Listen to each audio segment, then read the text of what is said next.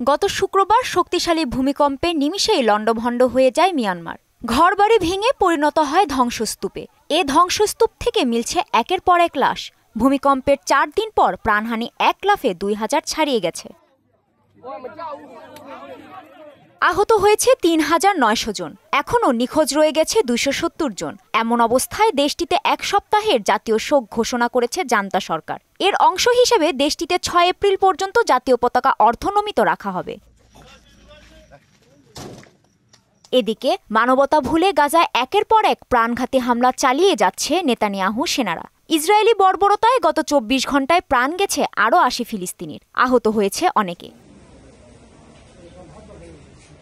যুদ্ধবিরতি চুক্তি ভঙ্গ করে নতুন হামলায় এখন পর্যন্ত ১,০০০-এরও বেশি মানুষ নিহত হয়েছে। গাজার স্বাস্থ্য মন্ত্রণালয় জানিয়েছে ১.৫ বছরে প্রাণহানি ছাড়িয়েছে ৫০,০০০। আহত হয়েছে ১ লাখেরও বেশি মানুষ। অন্যদিকে যুক্তরাষ্ট্র ও ইরানের মধ্যে উত্তেজনা দিন দিন বেড়েই চলেছে।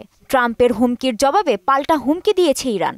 দেশটির সর্বোচ্চ নেতা আয়াতুল্লাহ আলী খামেনি বলেছেন, যে কোনো বহিরাগত আগ্রাসনের কঠোর প্রতিশোধ নেওয়া হবে। কাজী শাহরিন, মোহনা সংবাদ।